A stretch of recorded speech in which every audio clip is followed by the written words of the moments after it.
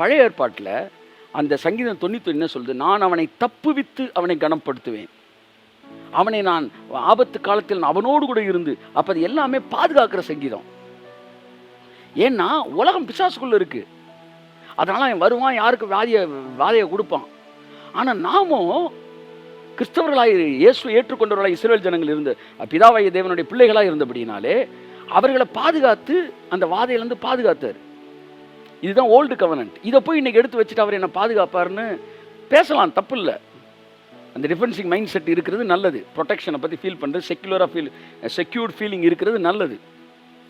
ஆனால் தேவன் நம்மளை அந்த இடத்த தாண்டி ஒரு இடத்துல வச்சிருக்கிறார். அது எந்த இடம்னா இது அஃபென்சிங், தாக்குவது. அதை தான் வந்து பேதுருவை பார்த்து சொல்றாரு, பேதுருவே நீ கல்லாய் இருக்கிறாய், இந்த கல்லின் மீது என் சபையை கட்டுவேன், மாம்சமும் இரத்தமும் உனக்கு இதை வெளிப்படுத்தல. அந்த இடத்துல கல்லுன்றது பேதுருவை சொல்லலை. பேதுருக்கு பாறைன்னு ஒரு அர்த்தம் இருந்தாலும் தேவன் வந்து பேதுருன்ற பாறை மேலே கட்டுவேன்னு சொல்லலை. ஒரு குரூப் அப்படி நினச்சிட்டு பேதுருவை வந்து பிஷப்புன்னு சொல்லி அப்படி போயிட்டு இருக்கிறாங்க.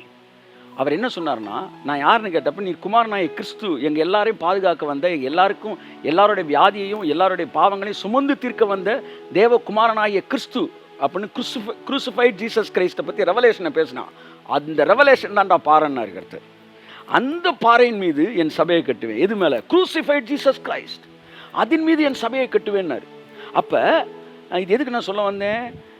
பாதாளத்தின் வாசல்கள் அதை மேற்கொள்ளாது அப்படின்றார். யாரெல்லாம் குரூசிஃபைட் ஜீசஸ் கிரைஸ்ட் ரெவலேஷன் மேலே கட்டப்பட்டிருக்கிறானோ அவனெல்லாம் பாதாளத்தின் வாசல் என்ன செய்யாது? மேற்கொள்ளாதுன்னா அவனை அடித்தா அவனை ஜெயிக்க முடியாதுன்னு அர்த்தம் இல்லை. தமிழில் அப்படி இருக்குது. ஆனால் மூலமொழியில் எப்படி இருக்குன்னா, சபையானது தாக்குதலுக்கு முன்பாக பாதாளம் நிற்க முடியாது அப்படி இருக்கு. அப்போ நம்ம எதுக்கு அழைக்கப்பட்டிருக்கோம்னா, தடுப்பதற்கல்ல, தாக்குவதற்கு. அப்போ கர்த்தர் சொன்னார், இந்த எபேசியர் 6ஆம் அதிகாரத்தில் வந்து சர்வாயுத வர்க்கம் இருக்கே ஜஸ்டின். ஆமாம், அது எதுக்கு தெரியுமான்னு கேட்டார். ஆமாம், தலையில் அடித்தா பாதுகாத்துக்கிறதுக்கு. அன்றைக்கி ஒருத்தனை அடித்து காட்டணும் பாருங்கள், பாதுகாத்துக்கிறதுக்கு. அடுத்து நெஞ்சில் வாங்கினா தாங்கிறதுக்கு. இது இருந்தால் இதுக்கு. இதெல்லாம் எதுக்குன்னார்? இதெல்லாம் போட்டுட்டு நீ நிற்கிறதுக்கு இல்லை, இதெல்லாம் போட்டு அடிக்கிறதுக்கு தான் உனக்கு இதெல்லாம் கொடுத்துருக்குறேன். ஆனால் சபை எல்லாத்தையும் போட்டுட்டு நம்ம எப்படி பரிசுத்தமாய் வாழ்வது எப்படி? அவன் மைண்டை பாருங்க, அவன் ஒரு அடிமை மனநிலையில் இருக்கிறான். வியாதி வராமல் வாழ்வது எப்படி? இப்படி இருப்பது எப்படி? நான் சொன்னேன் 21 நாட்கள் என்ன செய்ய போகிறீர்கள்னு. வீட்டில் ஜோம் பண்ணுங்க, மைண்ட் ரெனியூ ஆகும்னு. 21 நாட்கள் என்ன செய்ய போகிறீர்கள்னு அடுத்த நாள் கர்த்தர் கேட்டார். 21 நாள் உனக்கு யார் சொன்னதுன்னு கேட்டார். பரலோகத்தில் தூதன் எதுவும் சொன்னாரா? இல்லை, உலகத்தில் சொன்னாங்க. அப்போ நீ எப்படி ஃபிக்ஸ் பண்ண? முதல் நாள் ஜோம் பண்ணும்போது என் மைண்டு மாறிடுச்சு. டேட்டை நீ ஃபிக்ஸ் பண்ணுறான்னாரு. அப்போ என்கிட்ட ஒரு தம்பி கேட்டாப்புல, அப்போ நேற்று கொடுத்த ரெவலேஷன் தப்பா? நேற்று கொடுத்த ரெவலேஷனுக்குள்ளே நான் கீழ்ப்படிஞ்சு ஜெபிச்சனால 2வது ரெவலேஷன் கிடச்சி. உடனே 21 நாள் என்ன செஞ்சிட்டோம்? கேன்சல் பண்ணிவிட்டோம் இயேசு நாமத்தில். ஸோ என்ன சொல்ல வரேன்னா, சபையானது தாக்கும்படி அழைக்கப்பட்டிருக்கிறது. ஆனால் சபை இன்னைக்கு ஃபுல்லாக தன்னை பாதுகாக்கிற ஒரு அடிமை மனநிலையிலே இருக்கிறது. பரிசுத்தமாய் வாழ்வது எப்படி? பாவம் செய்யாமல் வாழ்வது எப்படி? வந்து இந்த உலகத்தினுடைய பாவங்களுக்கு உங்களை பாதுகாத்துக் கொள்வது எப்படி? எப்படி உலகத்தை மாற்றுறதுன்ற மைண்ட் செட் இல்லை. இந்த உலகத்தில் வந்து வியாதி வராமல் இருக்கிறது எப்படி? உலகத்தை எப்படி ஹீல் பண்ணணும்னு யோசி. அப்போ சபை டிஃபென்சிவ் மைண்ட் செட்லேயே இருக்குது. இயேசுவின் நாமத்தில் சங்கீதம் 91 அப்படியே மேலே எந்திரிச்சு. ஆமாம், அதில் ஒரு அஃபென்சிவ் இது வருது. ஒரே ஒரு வசனம் வருது. என்ன தெரியுமா? சிங்கத்தின் மீதும் விரியன் பாம்பின் மீதும் நீ நடப்பாய், பால சிங்கத்தையும் வலு சர்ப்பத்தையும் மிதித்து போடுவாய்.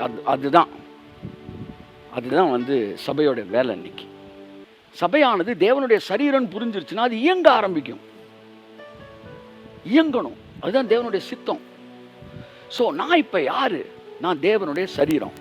அப்படின்னா நம்பர் 1, கடவுளுடைய சரீரத்துக்கு உயிர்த்தெழுந்த சரீரம். நான் என்ன சரீரம்? உயிர்த்தெழுந்த சரீரத்தில் நீ வியாதி இல்லை. அதான் நாங்கள் சொல்கிறோம், மரித்த கிறிஸ்து இனி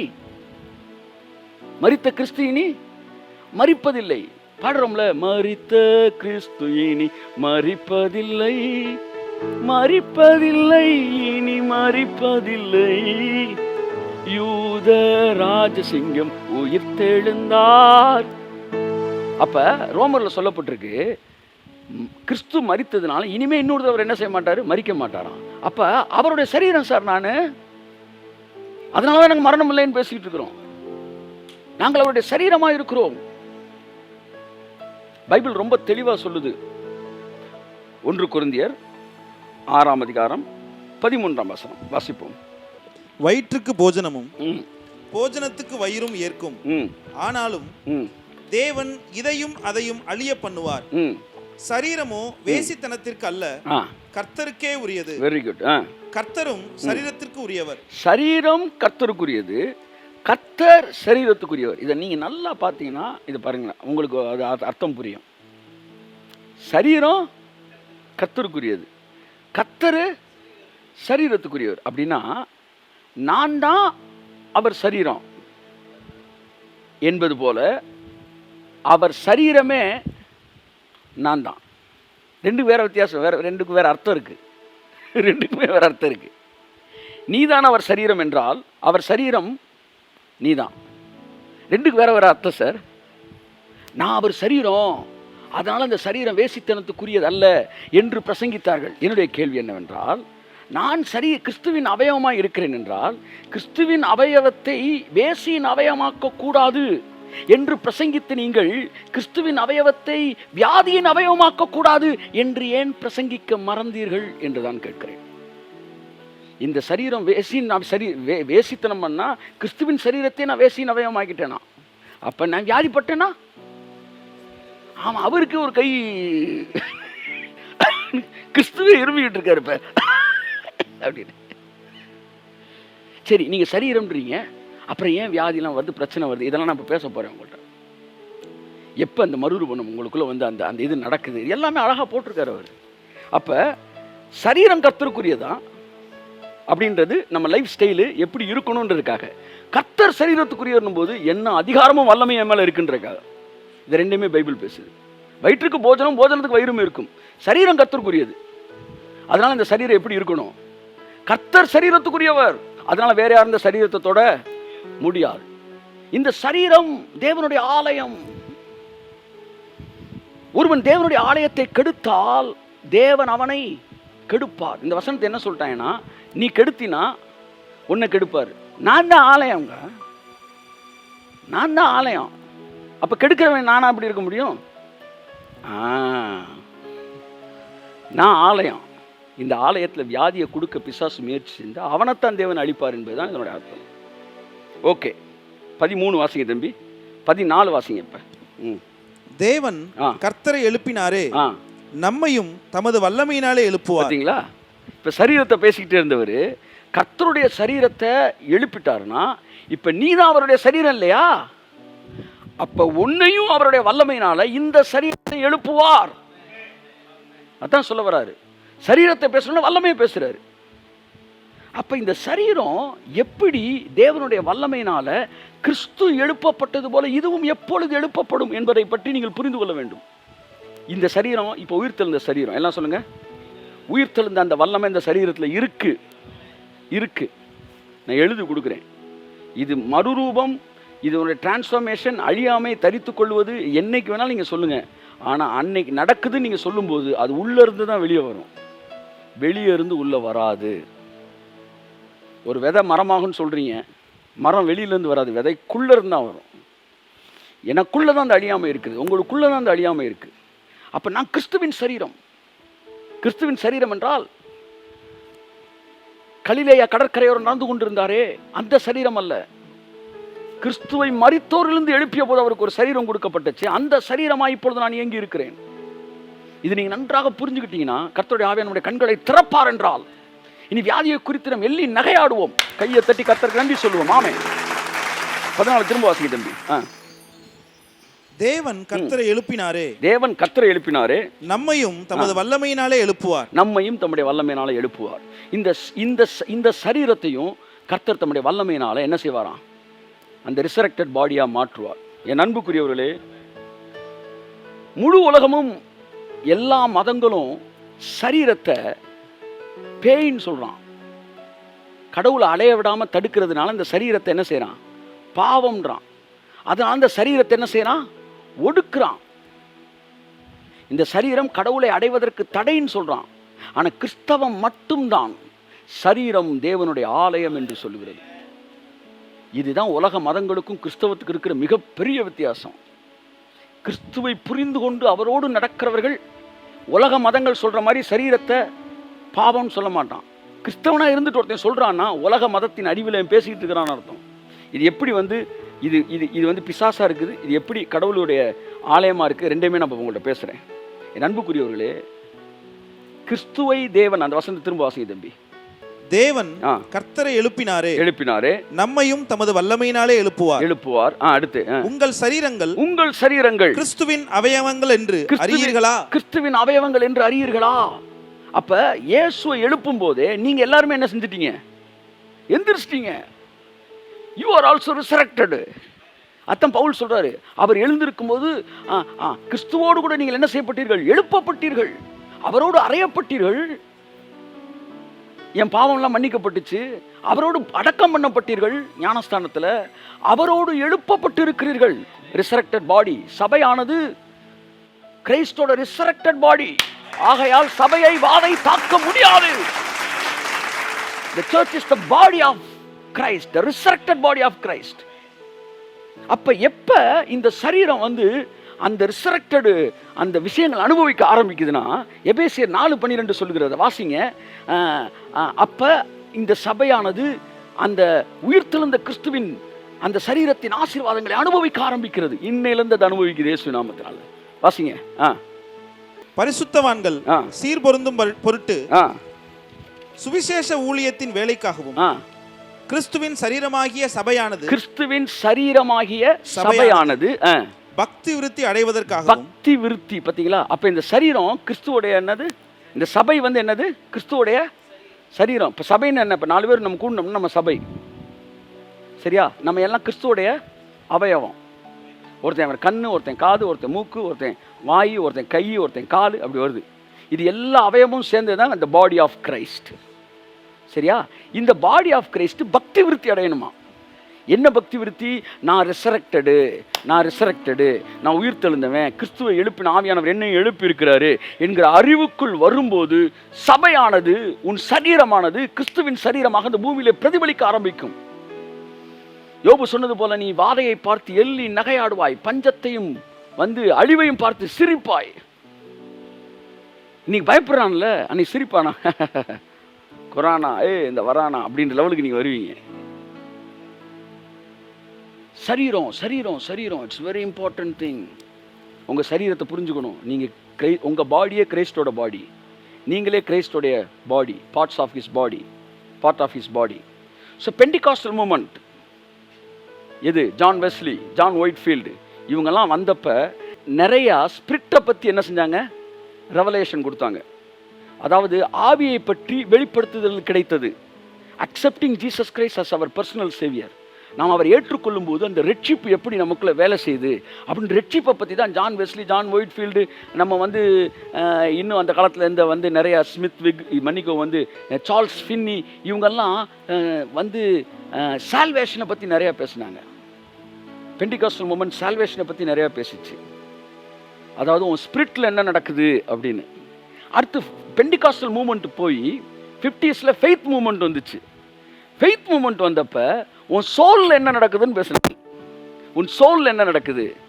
ஜான் வெஸ்லி, சார்ல்ஸ் ஃபின்னிலாம் உன் ஸ்பிரிட்டில் என்ன நடக்குது? சால்வேஷனை பேசினாங்க. கெனத் ஹேகின்னு அதுக்கப்புறம் அந்த faith movement voice of healing, இந்த குரூப் எல்லாம் என்ன பேசினாங்கன்னா உன் சோலில் என்ன நடக்குது அப்படின்னு பேசினாங்க. என்ன பேசினாங்க? உன் ஆத்துமா வாழ்கிறது போல நீ எல்லாவற்றிலும் வாழ்ந்து சுகமாக இருக்க வேண்டும். ஸோ ஆத்துமா அறிவு ஆக ஆக உன் வாழ்க்கையில் எல்லா ஆசீர்வாதம் வர ஆரம்பிக்குது அப்படின்னு சோலை பற்றி ரெவலேஷன் வந்துச்சு. ஆனால் 21st செஞ்சுரியில் ஜஸ்டின் இவங்கெல்லாம் இந்த மாதிரிலாம் குரூப்லாம் வரும்போது பெண்டிகாஸ்டல் மூமெண்ட் ஸ்பிரிட்டை பற்றி ரெவலேஷனை கொடுத்துச்சு, ஃபெய்த் மூமெண்ட் சோலை பற்றி ரெவலேஷன் கொடுத்துச்சு. இந்த நாட்கள் கிருபையின் உபதேசம் பாடியை பற்றி ரெவலேஷனை கொடுக்குது. அதனால தான் இம்மார்டாலிட்டி பேசுகிறோம், அதனால தான் மறுரூபத்தை பேசுகிறோம், டிரான்ஸ்ஃபார்மேஷன் பேசுகிறோம், அதனால தான் ரிசரக்ஷன் பேசுகிறோம். அப்போ காட் அவருடைய வல்லமை அப்படியே அழகாக மூவ் ஆகிட்டே வருது. ஜென்ரேஷன் பை ஜென்ரேஷன் மூவ் ஆகி ஸ்பிரிட்டில் தொடங்கி அடுத்து சோலில் வந்து வேலை பார்த்து இன்னைக்கு பாடியில் வந்து நிற்கிது. கையை தட்டு, நல்லா தட்டு. ஆமென், பிரைஸ் காட். என் அன்புக்குரியவர்களே, சபை என்றும் இல்லாத அளவு சரீரத்தை பற்றி படிக்க வேண்டிய நேரம் வந்துவிட்டது. The time of manifestation, the time of Abraham, the time of Isaac, the time of Jacob. இதைத்தான் நான் மூணா பிரிக்கிறேன். ஸ்பிரிட்டில் நடக்கிற வேலை, சோலில் நடக்கிற வேலை, பாடியில் நடக்கிற வேலை. ஆபிரகாமுக்கு தேவன் வாக்குத்தத்தம் கொடுத்தார், உன்னை பெரிய ஜாதியாக்குவேன்னாரு. ஆபிரகாம் ஆவிக்கு ஒப்புமையானவன், நிழலானவன். அவனுக்குள்ள வந்துச்சு. ஆனா அவனுக்கு வானத்து நட்சத்திரம் மாதிரி பிள்ளை பிறக்கல. வாக்குத்தத்தத்தின்படி ஒரு பிள்ளை தான் பிறந்துச்சு. அந்த ஒரு பிள்ளை யாரு? ஐசக்கு.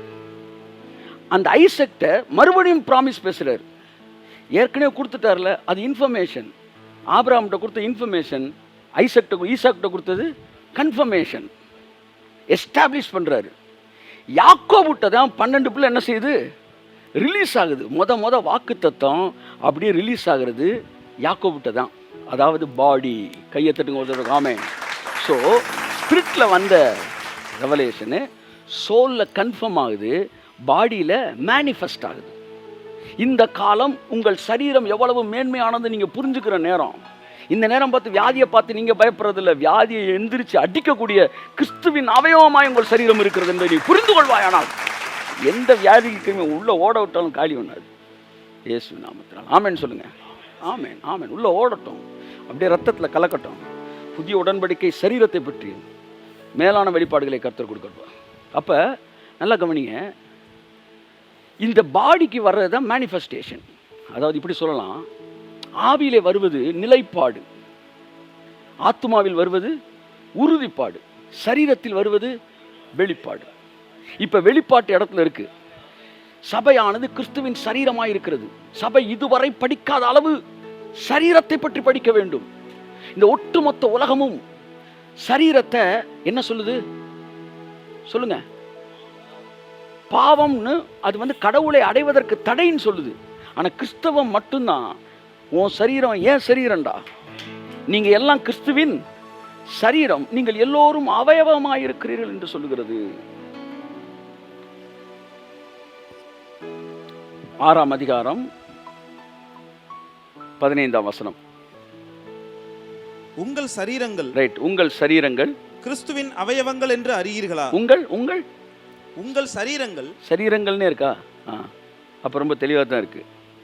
அப்ப நம்மளுடைய பாடி எல்லாம் சரீரங்கள்னா பாடி, நம்ம சோல் இல்லை, நம்ம சரீரம்தான் அவருடைய அவயவம்.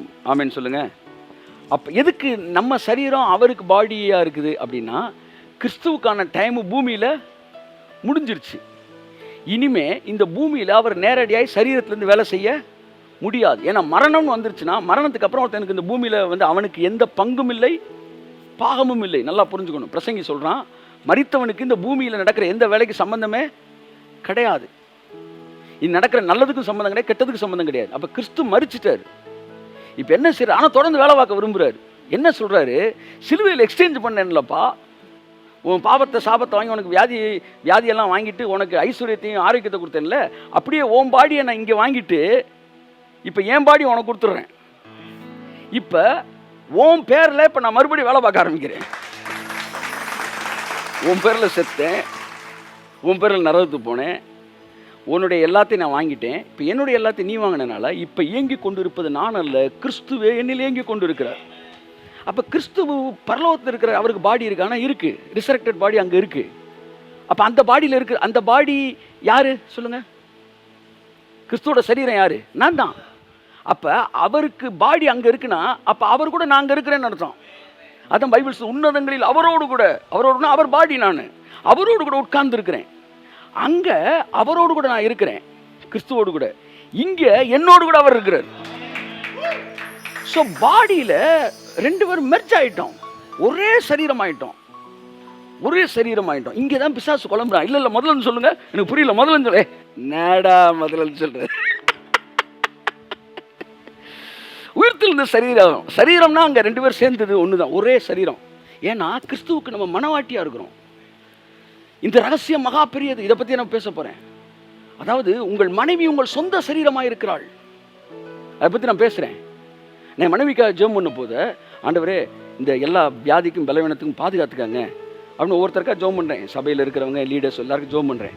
அப்போ மனைவிட்டு நான் ஜெபம் பண்ணும்போது மனைவிட்ட தொடங்குறேன். அப்போ கர்த்தர் சொல்கிறாரு, உன் சரீரத்துக்கு நீ ஜெபிச்சிட்டியான்னு கேட்டார். எனக்கு ஃபெய்த் இருக்கு ஆண்டவரே, எனக்கு வராது. ஆனால் அவள் ஃபெய்த் எவ்வளோன்னு தெரியாது, வரக்கூடாது. அப்போ சொன்னார், உன் பாடிக்கு வரலன்னா அவள் பாடிக்கு வராதுன்றார். ஏன் ஆண்டவரே? அவள் தான் உன் பாடி. புரியுதா உங்களுக்கு? ஸோ என்னை மட்டும் நான் ஸ்ட்ரென்தன் பண்ணாலே போதும், என் ஒய்ஃப் ஆட்டோமேட்டிக்காக அந்த பிளெஸிங்லேயே தான் இருப்பாள். அப்படி தான் கிறிஸ்துவோட சரீரமாக நான் இருக்கிறபடினால கிறிஸ்துவோடைய மகிமைக்கெல்லாம் நான் பங்குதாரனாக இருக்கிறேன். காரணம், நான் அவருடைய மனவாட்டியாய் இருக்கிறேன். இந்த அறிவு சபைக்குள்ளே வரும்போது சபையானது வியாதியை பார்த்து பயப்படாது. இதெல்லாம் தாண்டி கிறிஸ்துவோட சரீரம் என்ன செய்யணுமோ அந்த பூமியில் செய்ய ஆரம்பிக்கும். ஸோ கிறிஸ்துவுக்கு ஒரு சோல் தேவையில்லை.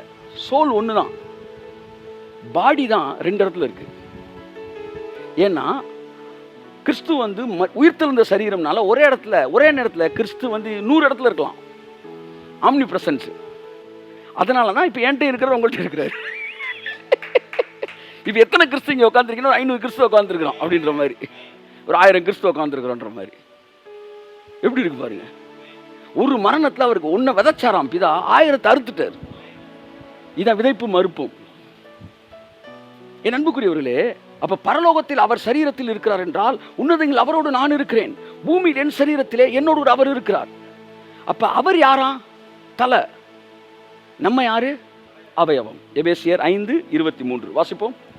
கிறிஸ்து சபைக்கு தலையா இருக்கிறது போல புருஷனும் மனைவிக்கு தலையா இருக்கிறான்.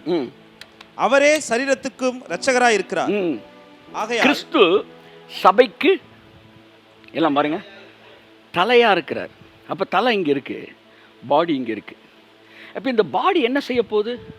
தலை என்ன சொல்லுதோ அதை செய்ய போகுது. கிறிஸ்து அங்க தலையா இருக்கிறாரு, நம்மளாம் இங்க என்னவா இருக்கிறோம்? பாடியா இருக்கிறோம்.